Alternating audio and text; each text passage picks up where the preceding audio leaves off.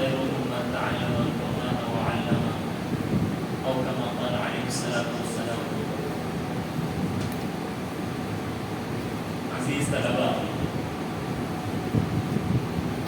جن اساتذہ سے ہم علم حاصل کر رہے ہیں ان کی عظمت اور ان کی عقیدت ہمارے دل میں جتنی ہوگی اتنا ہی ہمیں علم حاصل ہوگا،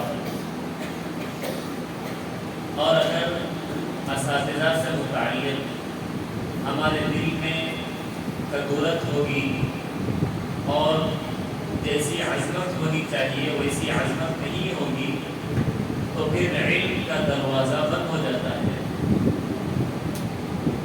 جتنے بھی بڑے بڑے ائمہ ہیں، آپ اگر ان کی زندگی پڑھیں گے تو آپ کو معلوم ہوگا کہ ان کے دلوں میں اپنے استاد سے متعلق کتنی عظمت ہوا کرتی تھی۔ حضرت رسول اللہ صلی اللہ علیہ وسلم کے چچا ہے حضرت ابن عباس رضی اللہ تعالیٰ عنہ۔ اللہ کے نبی کے چچا ہوں تو ان کی خود کتنی عظمت ہے، لیکن وہ حضرت زید بن ثابت انصاری رضی اللہ تعالیٰ عنہ گھوڑے پر بیٹھے ہوئے ہیں اور وہ گھوڑے کی رکاب پکڑ کر انہیں گھوڑے پر بٹھا رہے ہیں۔ انہوں نے کہا کہ آپ تو بڑے آدمی ہیں، اللہ کے نبی صلی اللہ علیہ وسلم کے چچا ہیں۔ تو حضرت ابن عباس رضی اللہ تعالیٰ عنہ نے فرمایا کہ ہمیں ایسے ہی حکم دیا گیا کہ ہم علماء کرام کا اکرام کریں۔ تو اتنے بڑے ہونے کے باوجود عام صحابہ کی وہ ایسے عظمت اپنے دل میں لیے ہوئے رہا کرتے تھے۔ حضرت امام اعظم جنہیں کہا جاتا ہے ابو حنیفہ رحمۃ اللہ علیہ، اپنی زندگی میں انہوں نے کبھی اپنے استاد حضرت حماد رحمۃ اللہ علیہ کے گھر کی طرف پیر نہیں کی، حالانکہ 6-7 گلیوں کے بعد ان کا مکان ہے، لیکن پھر بھی ان کے گھر کی طرف پھر انہوں نے کبھی پیر نہیں کیے۔ ایسی دل کے اندر ان کی عظمت۔ حضرت امام شافعی رحمۃ اللہ علیہ جب وہ امام مالک رحمۃ اللہ علیہ کے سامنے بیٹھ کر پڑھا کرتے تھے تو کتاب کا صفحہ بہت آہستہ سے پڑھاتے تھے کہ ورق پڑھانے کی آواز بھی میرے استاد کے کان میں نہ جائے۔ ایسے دل میں عظمت بیٹھی ہوئی تھی، اور دلوں میں جو ان کے محبت تھی اپنے استاد سے متعلق۔ آپ تصور کر سکتے ہیں کہ آدمی جب دعا کے لیے ہاتھ اٹھاتا ہے تو اس کے دل میں جو سب سے زیادہ اہم چیز ہوتی ہے، اس کے دل میں جس کی تمنا ہوتی ہے خاص طور سے، اسے وہ دعا میں یاد کرتا ہے۔ حضرت امام احمد بن حنبل رحمۃ اللہ علیہ فرماتے ہیں کہ 30 سال سے میں نے کوئی نماز ایسی نہیں پڑھی کہ جس میں نماز میں میں نے اپنے استاد امام شافعی رحمۃ اللہ علیہ کے لیے دعا نہ کی ہو۔ کیسے ان کے دلوں میں اپنے استاد سے متعلق محبت اور تعلق تھا کہ 30 سال تک اپنے استاد کے لیے دعا کرتے تھے۔ جب تک یہ محبت کا تعلق استاد اور شاگرد کے درمیان نہیں پیدا ہوگا تو علم کی جو راہیں کھلنی چاہیے اور دنیا میں جو دین کی اشاعت ہونی چاہیے وہ نہیں ہو سکتی۔ جب یہ محبت اور یہ عظمت ہوگی اور یہ آداب کا لحاظ ہوگا تو پھر اپنے استاد کی خوب اطاعت بھی ہوگی۔ آپ نے سنا ہوگا کتنے بڑے استاد گزرے ہیں، حضرت شیخ الہند رحمۃ اللہ علیہ دارالعلوم کے اساتذہ میں سے، ان کے شاگرد ہیں شیخ الاسلام رحمۃ اللہ علیہ۔ یہ شاگرد کا اپنے استاد سے ایسا تعلق کہ جب جنگ آزادی کے موقع پر حضرت شیخ الہند رحمۃ اللہ علیہ کو مالٹا کی جیل میں ڈال دیا گیا۔ اب یہ شاگرد بھی ایسے نہیں ہیں کہ استاد مصیبتوں میں پڑے ہوئے ہیں، ہم اپنا راستہ دیکھ لیں، ہم ان کے کے پیچھے کیوں جائیں؟ انہوں نے بھی اپنے استاد کا ساتھ دیا ہر قدم پر، اور وہ بھی جیل میں قید کر دیے گئے اپنے استاد کے ساتھ۔ سخت سردی کا زمانہ، ایسی سردی نہیں جو یہاں کی ہوتی ہے، بلکہ یو پی وغیرہ جہاں پر سردی کے موسم میں پانی کو ہاتھ بھی نہیں لگا سکتے، آدمی گھر سے باہر نہیں نکل سکتا ہے، ایسی سخت سردی۔ اب وہاں پر انہوں نے دیکھا کہ پانی اس قدر ٹھنڈا ہے، استاد محترم تہجد کے لیے اٹھیں گے تو وہ رات میں لوٹے میں پانی لے کر ساری رات اس لوٹے کو اپنے پیٹ سے لگائے رکھتے ہیں، تاکہ پیٹ کی گرمی کی وجہ سے، جسم کی گرمی کی وجہ سے وہ پانی کی جو ٹھنڈک ہے کم از کم وہ تو ختم ہو جائے، اور صبح کے وقت میں، تہجد کے وقت میں اپنے استاد محترم کو وہ پانی پیش کروں۔ ایسے انہوں نے جیل میں زندگی گزاری اور اپنے استاد کے ساتھ انہوں نے ایسا برتاؤ کیا۔ پھر دنیا نے دیکھا کہ ایسے اساتذہ اور ایسے شاگردوں کے ذریعے سے دارالعلوم دیوبند اور وہاں کے جتنے فضلاء آج فارغ ہو رہے ہیں، وہ سب کے سب انہی سے استفادہ کیے ہوئے ہیں، ان کا فیض سارے عالم میں پھیل رہا ہے۔ تو ان چیزوں سے ہمیں سیکھنے کی ضرورت ہے۔ حضرت شاہ عبد الرحمن محدث پانی پتی رحمۃ اللہ علیہ، ذرا سی بھی آدمی کو کہیں پر چوک ہو جائے تو کیسے اس کا نقصان اٹھانا پڑتا ہے، آپ دیکھیں۔ یہ پانی پت کے رہنے والے ہیں، بڑے محدث ہیں عبد الرحمن صاحب۔ جب وہ اپنے پانی پت گاؤں سے مظاہر العلوم جیسے دارالعلوم دیوبند بڑا مدرسہ ہے، وہ بھی بڑا مدرسہ ہے، وہاں پر پڑھنے کے لیے جب جا رہے تھے تو اپنے اساتذہ سے انہوں نے ملاقات کی، ان سے دعاؤں کی درخواست کی۔ جب وہ وہاں پر چلے گئے اور پڑھنا شروع کیا تو کیا ہوا کہ کتابیں سمجھ میں نہیں آئی، حیران اور پریشان ہے کہ کتابیں کیوں نہیں سمجھ میں آ رہی، حالانکہ ذہین اور فقیر ہے، اپنے زمانے کے ممتاز ہے۔ کافی غور و فکر کے بعد معلوم ہوا کہ میں نے اپنے گاؤں میں جس استاد سے میں نے ناظرہ پڑھا تھا ان سے ملاقات کرنا بھول گیا۔ فوراً سے ان کو خط لکھا، ان کو اطلاع دی کہ استاد جی میں نے آپ سے ملاقات کرنا میں نے بھول گیا، مجھے معاف کر دیں، اور میری یہ صورتحال یہاں پر ہو رہی ہے۔ تو انہوں نے جواب میں لکھا کہ ہاں میرے دل میں یہ خیال آیا تھا کہ میں تو صرف الف با پڑھانے والا استاد تھا، اس سے کسی چھوٹا سمجھ کر آپ نے ملاقات نہیں کی ہوگی، یہ دل میں میرے خیال آیا تھا، لیکن ایسی حقیقت نہیں ہے، بھول کی وجہ سے تم نے مجھ سے ملاقات نہیں کی، اللہ آپ کے علم میں ترقی عطا فرمائے۔ اس کے بعد جب وہ کتاب کھول کر پڑھنے لگے تو پھر علم کی راہیں کھلنی شروع ہو گئی۔ آدمی کے دل میں ذرا سی بھی اگر استاد سے متعلق کچھ کدورت آ جائے تو ایسے نقصان اٹھانا پڑتا ہے، اسی لیے اپنے دلوں کو صاف رکھنا چاہیے، سامنے بھی ایک جیسے رہنا چاہیے، پیٹھ پیچھے بھی ویسے رہنا چاہیے۔ سامنے تو بالکل استاد کی چپل سیدھی کر رہے ہوں، استاد کا بیاگ تھامے ہوئے ہوں، استاد کی جیب عبوری کر رہے ہوں، لیکن پیٹھ پیچھے استاد سے متعلق بدکلامی کر رہے ہوں اور استاد سے متعلق بدزبانی کر رہے ہوں، غیبتیں کر رہے ہوں، تو پھر یہ خود اپنا بہت بڑا نقصان کر رہے ہیں۔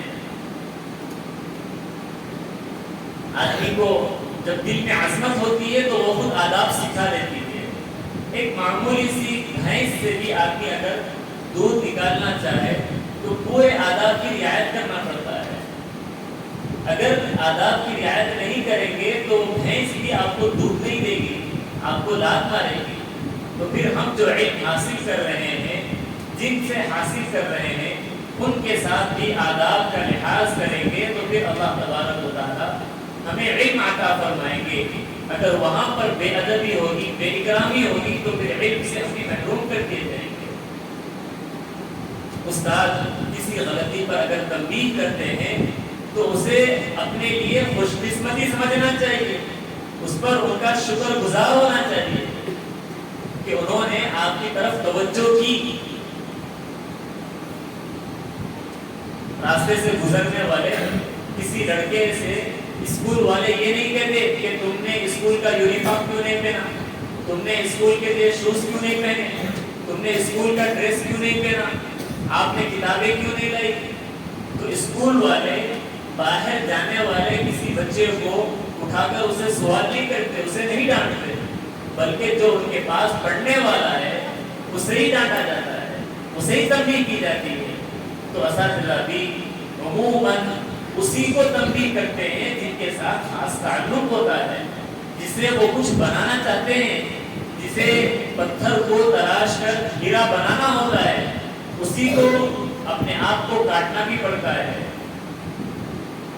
طالب علم استاد کے پاس ایسے ہی حاضر ہو جیسے کوئی مریض ماہر ڈاکٹر کے پاس آتا ہے، وہ ڈاکٹر سے اپنا علاج کرواتا ہے۔ ڈاکٹر اگر اس سے کہے کہ تمہیں میٹھا نہیں کھانا ہے، تو اب مریض یہ نہیں سوچتا کہ ڈاکٹر میرا دشمن بن گیا ہے، میٹھا کھانے سے مجھے منع کر رہا ہے۔ نہیں، تمہیں جو منع کیا جا رہا ہے وہ تمہارے علاج کے لیے، تمہارے نفع کے لیے کہا جا رہا ہے۔ اور ڈاکٹر اگر اسے کڑوی گولی بھی دے دیتا ہے تو پھر وہ مریض اسے خوشی خوشی کھا بھی لیتا ہے، کیونکہ وہ سمجھتا ہے کہ یہ کڑوی گولی ہے لیکن اسی میں میرے لیے شفا رکھی گئی ہے۔